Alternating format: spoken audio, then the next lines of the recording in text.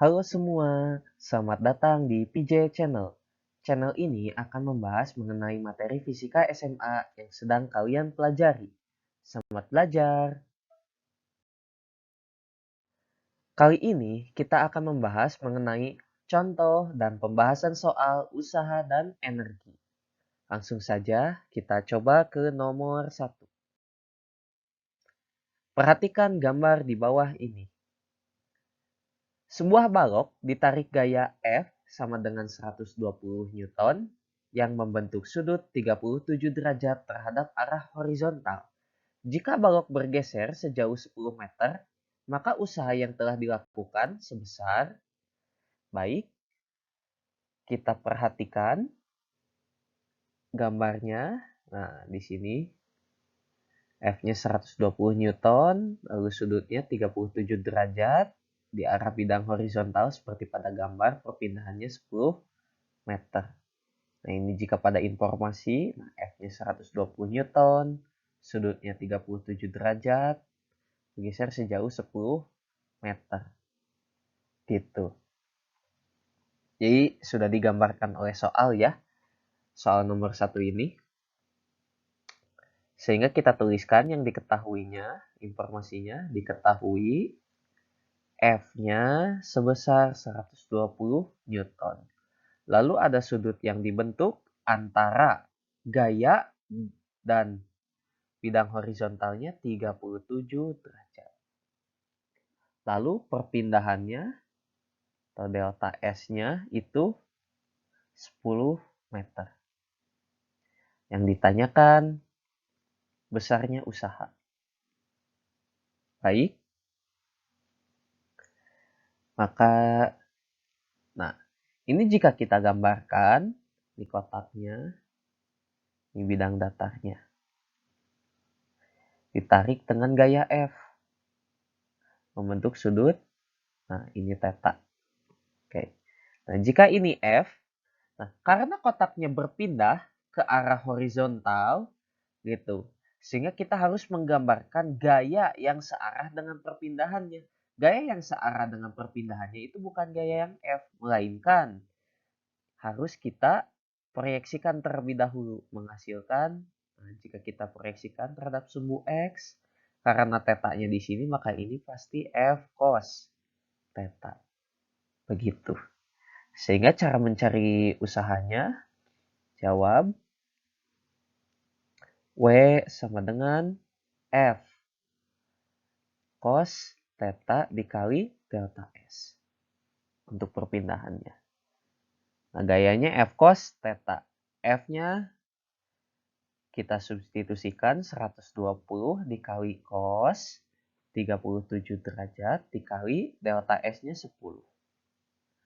Gitu. Maka hasilnya 120 dikali cos 37, 4/5 dikali 10. Ini 10 bisa dibagi dengan 5, hasilnya 2. Hasilnya 120 dikali 4 dikali 2, yaitu 960 joule. Begitu. Ini untuk menghitung usaha jika gaya eksternalnya diketahui dan perpindahannya diketahui gitu, dan gaya eksternal membentuk sudut terhadap arah horizontal. Soal nomor 2. Seorang anak menarik sebuah mobil mainan yang masanya 2 kg. Oke, kita lingkari informasi yang bisa kita manfaatkan. Mengelilingi sebuah lapangan yang berbentuk persegi panjang. Oke. Jadi dia mengelilingi lapangan berbentuk persegi panjang dengan panjangnya 40 meter dan lebarnya 20 meter. Sebanyak 2 kali putaran. Jika koefisien gesek antara lapangan dan roda mobil mainan adalah 0,25 dan percepatan gravitasinya 10 meter per sekon, maka usaha yang dibutuhkan oleh anak untuk melawan gaya gesek adalah, baiklah. Nah, di sini Oke, kita tuliskan yang diketahuinya terlebih dahulu. Diketahui massa mobil-mobilannya itu 2 kg. Lalu, nah ada koefisien gaya gesek. Nah ini, 0,25. Lalu ada panjang lapangan bolanya itu 40 meter dan lebarnya itu 20 meter. Lalu mengelilingi gitu ya. Ini 2 keliling. Ya, dia mengelilinginya 2 kali dan G-nya itu 10 meter per sekon kuadrat untuk percepatan gravitasi. Yang ditanyakan adalah besar usaha gitu untuk melawan gaya gesek. Gitu. Maka jawab. Nah, jika kita gambarkan, nah ini lapangannya. Ini panjangnya 40 meter, lebarnya 20 meter. Nah, ini panjang. Jika panjang pasti kedua sisi ya, maka ini pun 40 meter, ini pun 20 meter. Oke. Nah, itu. Maka kita bisa menghitung besar kelilingnya gitu ya. Keliling persegi panjang ya kita jumlahkan gitu ya. Panjangnya dan lebarnya gitu. Panjangnya ada 2, lebarnya juga ada 2. Sehingga ini bisa kita tuliskan 2 kali panjang ditambah 2 kali lebar. Tuh, atau kita menjumlahkan semua sisi-sisinya ini. Gitu ya, sisi panjang dan sisi lebarnya. Hasilnya 2 dikali 40 ditambah 2 dikali 20. Ini 80 ditambah 40. Hasilnya 120 meter. Ini untuk keliling persegi. Nah, usaha yang dibutuhkan untuk melawan gaya gesek. Nah, kita tahu karena orangnya dia mengelilingi gitu ya. Kalau mengelilingi lapangan maka dia hasilnya gitu ya tidak ada perpindahan. Maka usahanya bernilai 0. Begitu. Sehingga jika kita substitusikan gitu. Kan di sini ada 2 gaya ya. Ada usaha oleh anak ditambah usaha oleh gaya gesek itu sama dengan 0. Seperti itu. Nah, kan usaha oleh gaya gesek dia arahnya berlawanan dengan usaha oleh si anak. Sehingga bisa kita tuliskan di sini usaha oleh anak itu. Usaha oleh gaya gesek dia bernilai negatif. Usaha oleh gaya gesek. Hasilnya 0. Maka hasilnya W si anak, usaha yang dilakukan oleh si anak sama dengan usaha yang dilakukan oleh gaya gesek. Usaha yang dilakukan oleh gaya gesek, maka ini F ges dikali kelilingnya. Begitu. Nah, cara mencari F gesnya normal dikali mu dikali kelilingnya. Keliling persegi ya ini. Gitu. Ini kita blok tandakan ini kelanjutannya. Oke. Kita lanjutkan di selanjutnya. W anak gitu ya. Tadi kita tuliskan kembali.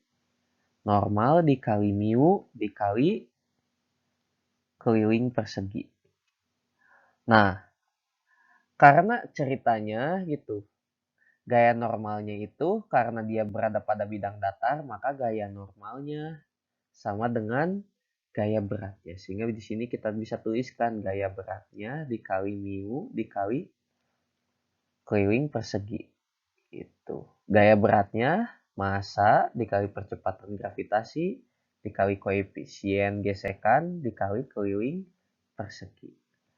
Nah, massanya kita tahu 2 kg, percepatan gravitasinya 10, lalu koefisien geseknya 0,25, dan keliling perseginya tadi sudah kita hitung 120. Nah, kita kalikan semuanya sehingga W anak itu atau usaha yang dilakukan anak itu adalah 2 dikali 10 dikali 0,25 dan dikali 120. Hasilnya ini nolnya bisa kita bagi, ininya juga bisa kita bagi dengan ini. Sehingga ini jadi 25. 25 dikali 2 dan dikali 12. Gitu. Dikali 1 juga. 25 kali 2, 50. 50 dikali 12. Hasilnya 600 joule. Begitu.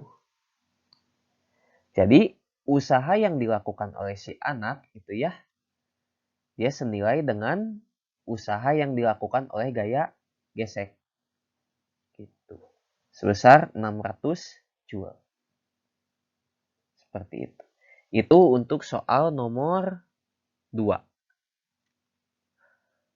Nah, ini sama dengan 0. Kenapa ya? Karena gayanya ada 2 gitu ya. Ada gaya yang dilakukan si anak dan ada gaya gesek gitu. Sehingga terjadi 2 usaha. Sehingga sigma usaha sama dengan 0 tuh ya karena ada sebabnya gitu ya. Yaitu usaha yang dilakukan oleh si anak dikurangi oleh usaha oleh gaya gesek. Gitu. Tapi pada kasus ketika seseorang mendorong tembok itu tidak terjadi perpindahan ya karena memang tidak terjadi perpindahan gitu ya di sana. Temboknya tidak bergerak sama sekali, tidak bergeming. Soal nomor 3. Seorang anak memanjat sebuah pohon apel setinggi 5 meter. Kemudian dia memetik 2 buah kelapa. Oke. Di sini katanya pohon apel tapi memetik 2 buah kelapa. Tidak apa-apa ya, mungkin di pohon apelnya tumbuh kelapa yang masanya masing-masing 0,4 kg. Jika massa anak tersebut 40 kg, usaha yang dibutuhkan oleh anak untuk membawa apel turun. Oke, ternyata ini bukan 2 buah kelapa, tapi 2 buah apel gitu ya. Karena di sini soalnya berganti menjadi apel lagi. Usaha yang dibutuhkan oleh anak untuk membawa apel turun. Kita tuliskan yang diketahuinya. Diketahui itu.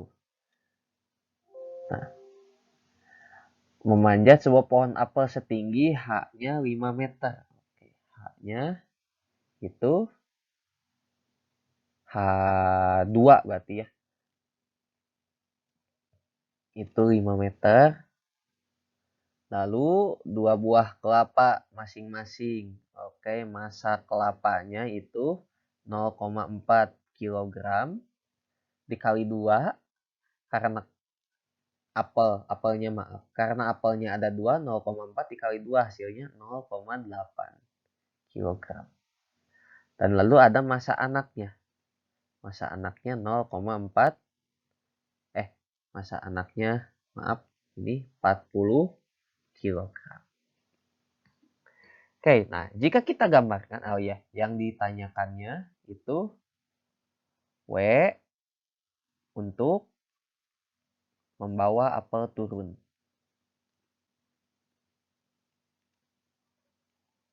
Apel turun. Nah, di sini jika kita gambarkan gitu ya pada bagian bawah sini, nah ini ceritanya pohon apel. Nah, ini buah apelnya 2 biji gitu ya. Nah, anaknya kan dia asalnya di bawah kan? Nah, gitu. Nah, kita bisa menentukan perpindahannya si anak ya. Perpindahan delta S anak itu kan dia naik ke atas nih. Gitu ya. Dia menempuh ketinggian H misalnya. Nah, Udah ngambil apel, dia turun lagi ke bawah gitu kan. Menempuh ketinggian H. Maka si anaknya dia tidak berpindah, sehingga bisa kita tuliskan delta S anaknya itu sama dengan 0. Gitu. Maka usaha total gitu ya, itu sama dengan usaha yang dilakukan oleh si anak ditambah usaha yang dilakukan oleh apel. Gitu. Nah, usaha yang dilakukan oleh anak kan tadi karena perpindahannya 0, maka ini usahanya, nah ini bisa kita tentukan W anaknya itu sama dengan 0. Karena tidak ada perpindahan, ini hasilnya 0. Hanya ada usaha oleh apel. Nah, usaha oleh apelnya berapa? Apel sama dengan. Nah, kita di sini menggunakan perubahan energi potensial gitu ya. Nih, jika kita gambarkan apelnya. Apelnya kan pertama-tama dia ada di ketinggian H1 gitu ya. Lalu turun ke bawah, ada H2 gitu. H1-nya dia 5 meter. Kenapa 5 meter? Kan dia berada pada ketinggian 5 meter. H2-nya dia di ketinggian 0 gitu ya, sudah mencapai tanah. Gitu. Maka jika kita tuliskan lagi di sini, W apel sama dengan perubahan energi potensial sama dengan masa apel gitu ya, dikali, oh ya ini masih masa kelapa, kita ganti menjadi masa apel, dikali G gitu ya, dikali H2 min H1 gitu ya. Delta EP perubahan ketinggian, di mana-mana itu dia ketinggian akhir dikurangi ketinggian awal. Maka hasilnya tadi masa apelnya 0,8 dikali percepatan gravitasinya 10 gitu. Oh ya, kan di sini tidak diketahui percepatan gravitasinya, ya kita gunakan saja 10 ya jika tidak diketahui. H2-nya itu 0 dikurangi H1-nya 5. Maka hasilnya 0,8 dikali 10 bisa kita bagi 0-nya. Itu 8 dikali negatif 5. Hasilnya negatif 40 Joule. Gitu. Inilah usaha gitu yang dibutuhkan anak untuk membawa apel turun. Itu negatif 40 Joule. Kenapa negatif? Ya karena sebetulnya si anak itu kan dia memindahkan apelnya ke bawah, kan kodrat apelnya kan seharusnya dia berada di bawah gitu. Jadi dia bernilai negatif ini karena ya ini perubahan energi potensialnya gitu ya. Kan potensial itu apel ini berada memiliki energi potensial itu ketika dia berada di atas gitu ya. Ketika di bawah dia tidak memiliki itu, sehingga bernilai negatif. Itu. Soal selanjutnya nomor 4. Air terjun merupakan salah satu pembangkit energi listrik gitu ya. Nah, namanya pembangkit listrik apa? Pembangkit listrik tenaga air gitu ya. Itu dia menggunakan sebagai tenaganya itu menggunakan air terjun. Jika air terjun setinggi 8 meter dan volume air yang jatuh per sekon adalah 2 meter per sekon. Nah ini ceritanya volume air yang jatuh 2 meter kubik per sekon dengan massa jenis airnya 1000 kg per meter kubik dan percepatan gravitasinya 10 meter per sekon kuadrat. Ternyata hanya 50% dari energi potensial air yang dapat dimanfaatkan sebagai energi listrik. Dengan demikian, berapakah energi listrik yang dihasilkan dalam 1 sekon. Oke, nah ini ada 1 sekon gitu ya. Informasi juga ini. Baik, kita tuliskan yang diketahuinya. Diketahui ketinggian air terjunnya itu 8 meter. Volume air terjunnya itu 2 meter kubik. Gitu. Lalu ada massa jenis airnya atau rho-nya itu 1000 kg per meter kubik. Dan ada percepatan gravitasinya itu 10 meter per sekon kuadrat.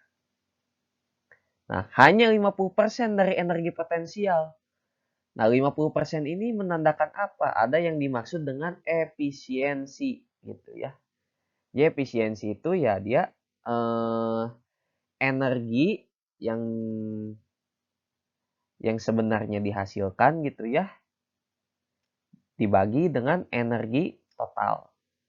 Itu efisiensinya ini 50% atau sama dengan 0,5. Gitu. Dan lalu waktunya itu 1 sekon. Banyak sekali yang diketahuinya. Yang ditanyakannya itu usaha yang dilakukan dalam waktu 1 sekon. Gitu ya. 1 sekon. Nah, maaf.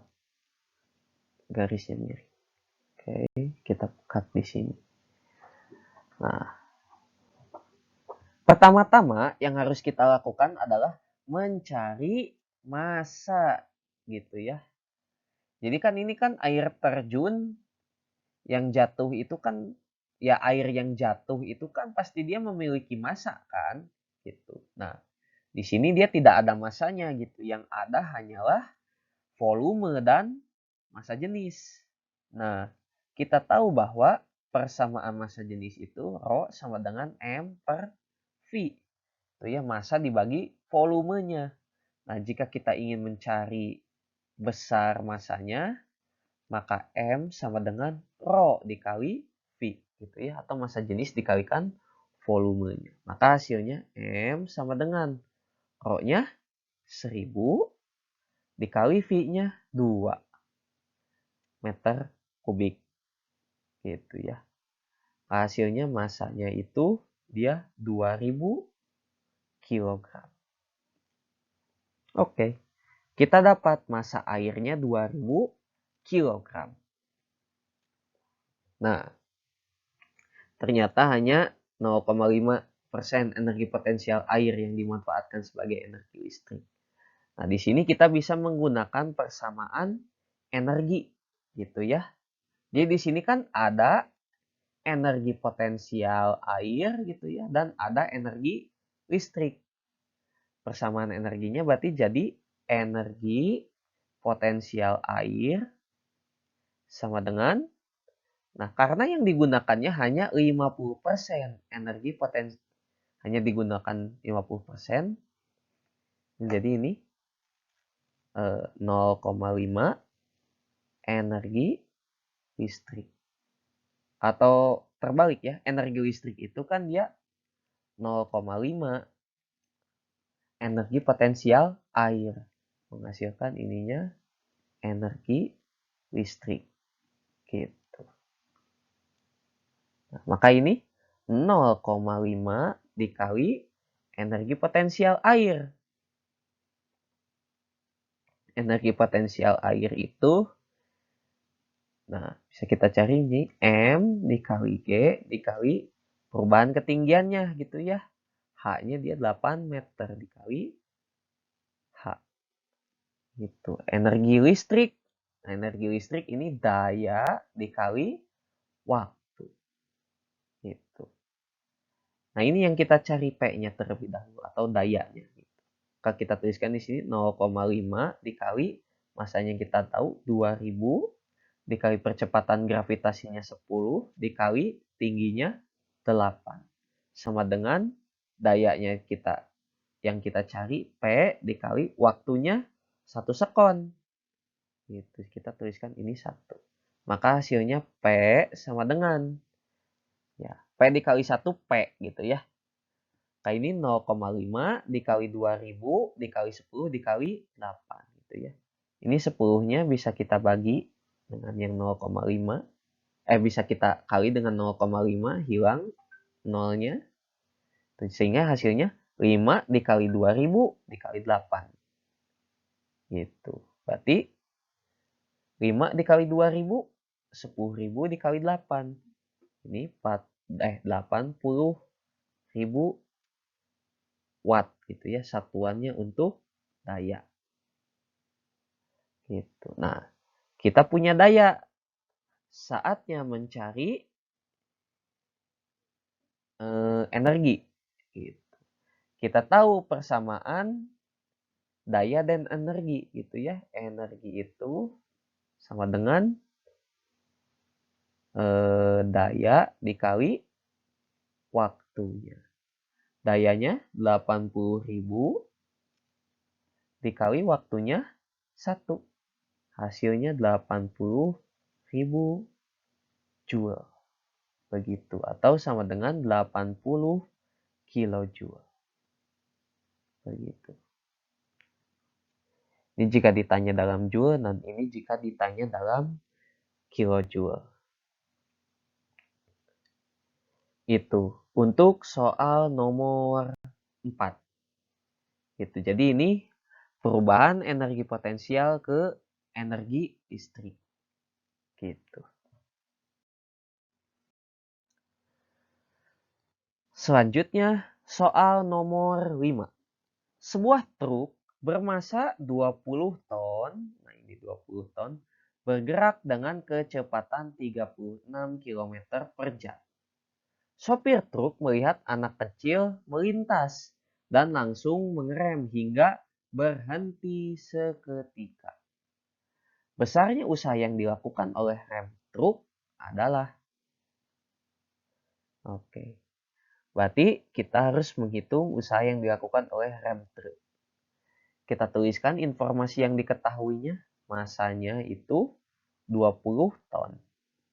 20 ton berapa kilogram? 20 dikali 1000. Hasilnya 20.000 kilogram. Gitu. Yang diketahuinya.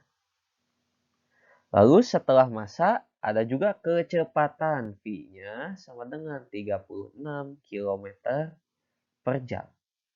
Nah, jika diubah ke dalam meter per sekon, itu 36 km diubah ke meter, hasilnya 36.000 meter per jam diubah ke sekon. Hasilnya 3.600 sekon. 36.000 dibagi 3.600, hasilnya 10. Ini bisa dibagi gitu ya. Hasilnya, nah ini sisa 01 gitu ya, dan ini 1. 1 dikali 1 dan 0, hasilnya 10 meter per sekon. Begitu, ini untuk kecepatannya. Lalu, nah ini. Anak kecil melintas dan langsung mengerem hingga berhenti seketika. Nah ini berarti apa? Ini tuh kecepatan mula. Awalnya truk bergerak dengan kecepatan 10 meter per sekon. Lalu, atau kita tulis ini V1 saja ya. Mula-mulanya V1. Dan mengerem sehingga langsung berhenti seketika. Nah ini yang namanya berhenti seketika berarti kecepatan airnya atau V2-nya itu sama dengan 0 karena berhenti. Dan yang ditanyakannya usaha oleh rem truk. Oke, ini terlalu rem truk. Itu. Kan jika kita kerjakan jawab. Nah, kita tahu bahwa usaha itu sama dengan perubahan, kan tadi usaha sebagai perubahan energi potensial. Sekarang adalah usaha itu bisa juga kita tentukan dari perubahan energi kinetik. Begitu. Bagaimana cara mencarinya? Perubahan energi kinetik berarti setengah dikali massa benda dikali perubahan kecepatannya gitu ya. Delta V. Nah, berapa perubahan kecepatannya? Setengah dikali M dikali yang namanya perubahan kecepatan pasti kecepatan akhir V2 dikurangi kecepatan awal V1. Gitu.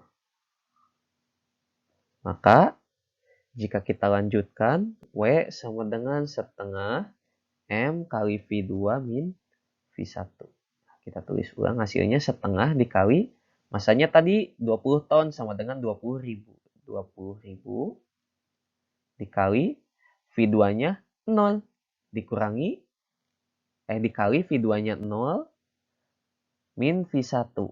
V1-nya 10. Begitu. Nah, ini ada yang di dalam kurung, kita kerjakan yang di dalam kurung terlebih dahulu. 0 dikurangi 10. Ya, minus 10 gitu ya. Dan ini 20.000 dibagi 2 gitu ya. Bisa kita bagi. Ini hasilnya 10.000. Hasilnya ini 10.000 dikali 0 dikurangi 10 tadi negatif 10. Hasilnya 10.000 dikali negatif 10. Negatif 100.000 joule. Gitu. Tahu sama dengan negatif 100 kilojoule. Nah, dari mana tanda negatif ini muncul? Negatif muncul karena apa? Karena dia usaha yang dilakukan oleh rem truk. Negatif muncul karena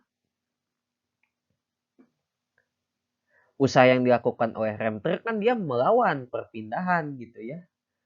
Karena atau rem truk itu kan bagian dari gaya gesek ya. Tapi karena gaya gitu ya dalam kurung di sini gesek, gaya gesek gitu ya. Yang kalau ngerem kan pasti ada gesekan ya, pasti gaya gesek. Karena gaya gesek karena usaha di sini usaha gaya gesek berlawanan dengan perpindahan benda. Begitu. Makanya hasilnya negatif.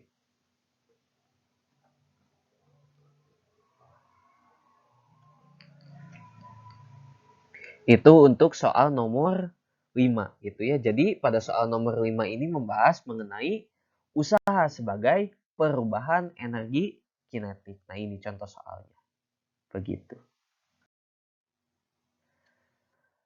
Soal nomor 6 sekaligus soal terakhir ya. Nah, ini ceritanya ini soal grafik gitu ya. Perhatikan grafik gaya F terhadap perpindahan S berikut ini. Nah, ini gambar grafiknya gitu ya. Nah, ini grafiknya ini. Nah, ini yang miring gitu ya, garis yang tegas gitu ya. Bukan garis yang putus-putus. Garis yang putus-putus ini dia menandakan posisinya gitu ya. Gitu, menandakan posisi kurvanya. Gitu. Jadi F-nya 400 tuh ya. Jadi di ujung kurva ini dia 400 dan perpindahannya 20 meter.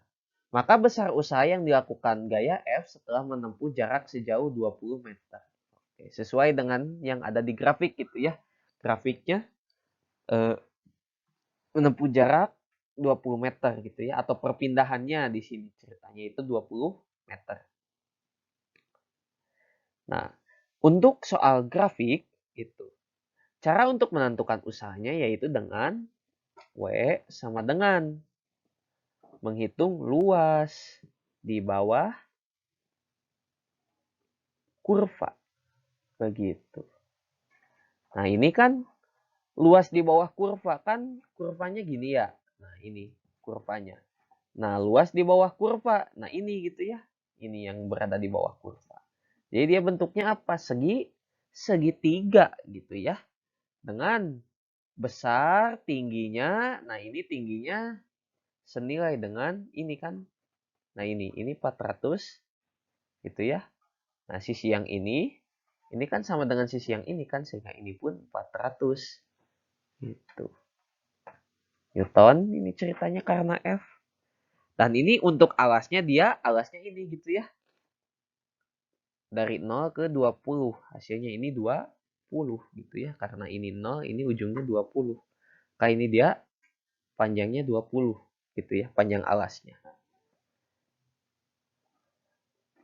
Gitu. Ini maka bisa kita tuliskan F-nya itu 400 Newton. Lalu yang diketahuinya lalu S-nya itu 20 meter.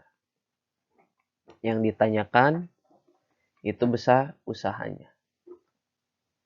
Nah, usaha itu luas di bawah kurva. Nah, luas di bawah kurva kebetulan jadi luas segitiga gitu ya. Ini huruf L menandakan luas. Luas segitiga kita tahu apa? Setengah dikali alas dikali tingginya. Hasilnya di sini bisa kita tuliskan lagi setengah dikali alasnya ini perpindahannya 20 dikali tingginya gitu ya. Tingginya ini 400 betul. Gitu. 20 bisa kita bagikan dengan 2 hasilnya 10. Gitu. Sehingga ini 1 dikali 10 kali 400 berapa? 4000 joule. Begitu. Nah, jadi ini untuk menghitung besar usaha gitu ya dari soal kurva dari soal grafik maka kita tinggal menghitung luas di bawah kurva gitu ya. Kebetulan ini bentuknya segitiga. Jika bentuk kurvanya itu trapesium kayak gini atau persegi panjang, nah ini kurvanya. Nah, berarti kita tinggal menghitung luas persegi panjang gitu ya. Jika trapesium, nah ini trapesium contohnya. Nah, ini trapesium ya kita tinggal menghitung luas trapesium gitu ya. L trapesium. Nah, ini menggunakan L persegi. Jadi kalau soal grafik ya kita sangat bergantung dengan bentuk grafiknya gitu ya. Bentuk luas di bawah kurvanya membentuk apa. Baru kita hitung luasnya dan nanti kita bisa mendapatkan luas di bawah kurva sehingga kita bisa mendapatkan besar usahanya. Seperti itu. Sekian video kali ini. Semoga bermanfaat dan sampai jumpa di video selanjutnya.